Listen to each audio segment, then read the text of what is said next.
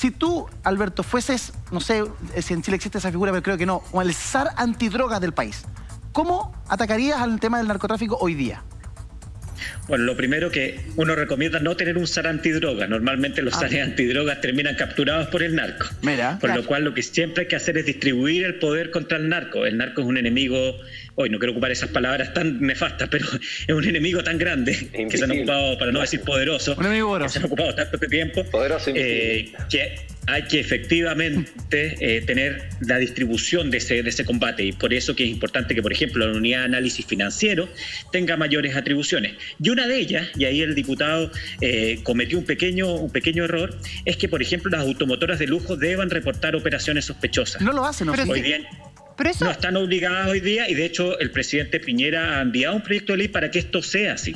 Hay otro tipo de negocios que sí tienen que reportar, inmobiliarias, por ejemplo, los bancos, los couriers, también otros servicios financieros, etcétera, y ellos deben reportar, los casinos, por supuesto. Pero Alberto, claramente el seguir la plata es lo fundamental hoy día. ¿Y no tendrá que ver que acá es que es muy raro que todavía, finalmente hoy día hemos visto cómo la tecnología está en todas nuestras casas, nuestros hijos están estudiando gracias a la tecnología, pero a la hora de lo que tú te refieres, vemos que, por ejemplo, las informaciones cruzadas todavía no existen en un 100%. O sea, la información que maneja Servicio de Impuestos Internos es una y es confidencial. La información que maneja Carabineros, o sea, tengo entendido que hasta ni siquiera comparten con la PDI ciertas informaciones. Entonces, si es que no está todo en línea y todos tienen acceso, es muy difícil hacer un seguimiento, ¿o no?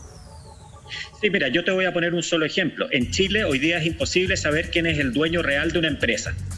Imagínate lo que estoy diciendo. Entonces, un narco podría ser dueño de una empresa que está invirtiendo, por ejemplo, para recuperar la industria del turismo, una industria muy deprimida, y no tenemos cómo saberlo. Y es por eso que otra de las medidas que está fomentando Transparencia Internacional, el Fondo Monetario Internacional, la OCDE, es que los países tengan registros públicos de los beneficiarios finales. Es decir, que podamos llegar a ese verdadero dueño, ese verdadero inversionista de manera pública. Y eso requiere una coordinación, por supuesto, entre la Unidad de Análisis Financiero, el Servicio de Impuestos Internos, las policías, los servicios de inteligencia, para que esa información sea real.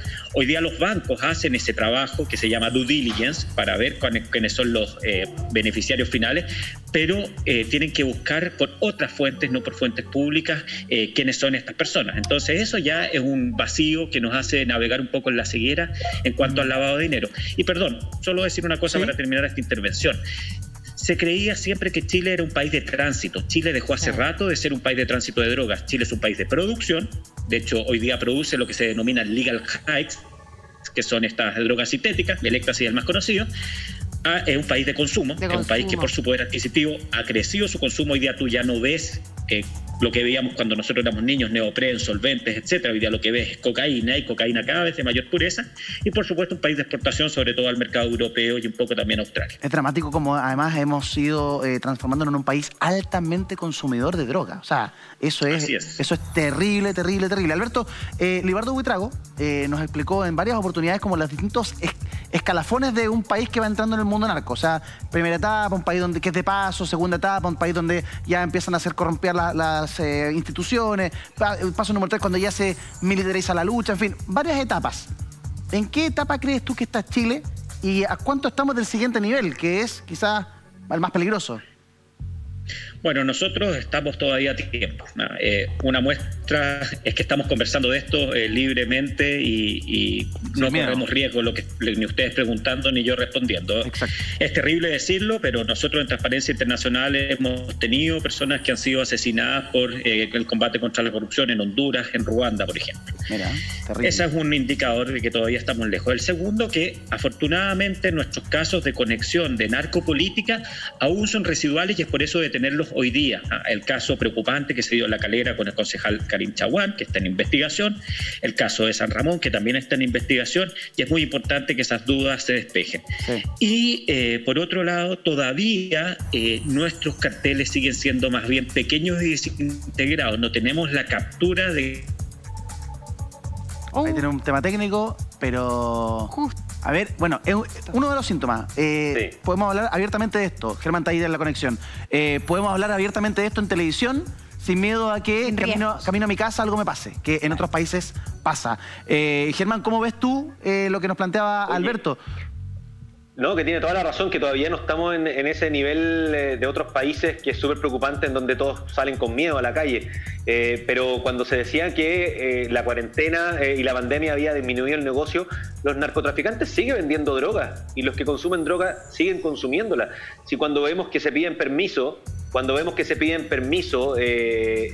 con otros giros, o se maquillan los permisos para decir que estoy repartiendo medicamentos cuando estoy haciendo un reparto de ropa, por ejemplo, y estamos hablando de empresas legalmente constituidas, imagínense lo que puede hacer alguien que no está apegado a la ley.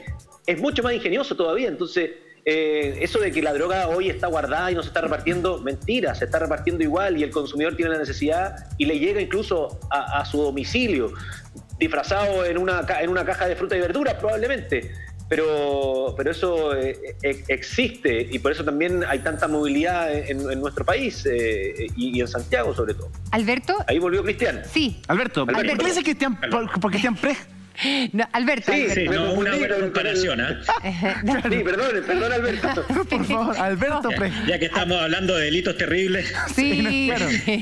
Alberto, una de las cosas que nombraba Eduardo tiene que ver cuando el narcotráfico irrumpe en las instituciones. Que eso lo hemos visto, por ejemplo, en México y en Colombia, y como ahí ya finalmente es como el caos total, el desastre.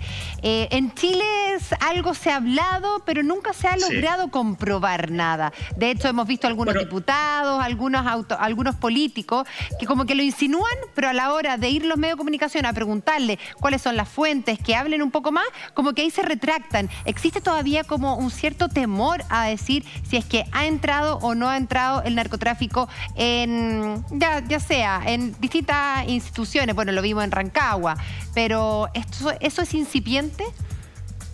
Bueno, lo primero que es imposible que no haya permeabilidad. Y lamentablemente en Chile hemos vivido, y yo creo que el estallido social algo de eso nos demuestra, hemos vivido de varias fantasías que nosotros nos pasábamos del país que éramos. Sí. Y creíamos que también el narcotráfico no era un problema para nosotros. O sea, este era un país de tránsito.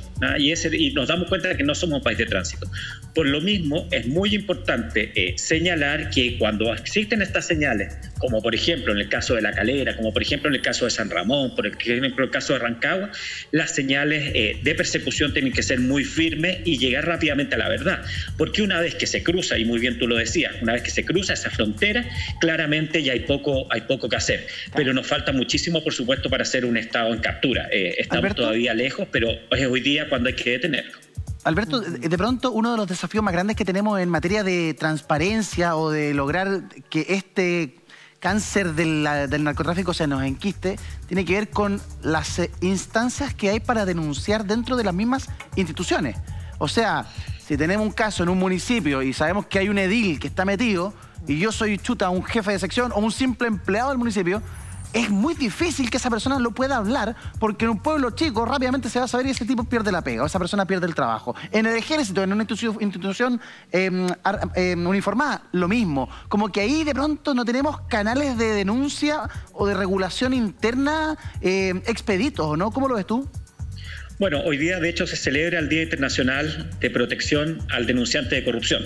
Nosotros en Chile Transparente, tenemos www.denunciacorrupción.cl y hemos logrado darle protección a algunos de esos denunciantes y poder llevar a la justicia, tanto administrativa, en el caso de la Contraloría, como a la Fiscalía, algunos de los casos que nos han llegado. Pero sí, efectivamente, hoy día el Estado no protege a los denunciantes de corrupción.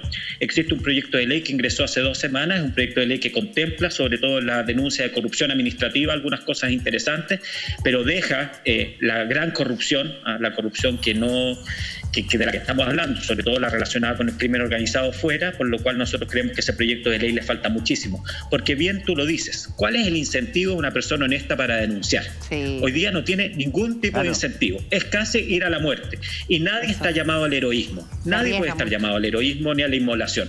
Por lo cual lo que tiene que hacer el Estado es, 1, fomentar la denuncia a través de mecanismos de premiación, Y 2, proteger a ese denunciante en el momento del juicio y, por supuesto, después del juicio, para que ese denunciante, que le hace un gran favor a la sociedad, sea una persona que tenga su seguridad y la de su familia completamente resguardada.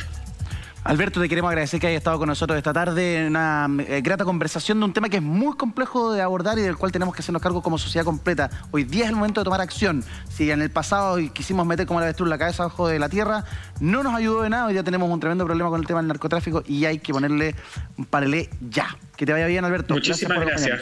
Una pequeña cosa. Para aquellas personas que ven que este no es un problema, cada vez que hay un gramo de cocaína, ese gramo de cocaína está manchado de sangre de un campesino, normalmente indocumentado, que sus derechos humanos fueron absolutamente violados y que muere en la selva sin que nadie haya sabido dónde ha quedado ese cuerpo. Eso es lo que está viviendo una persona que hoy día tiene en su mano un gramo de cocaína.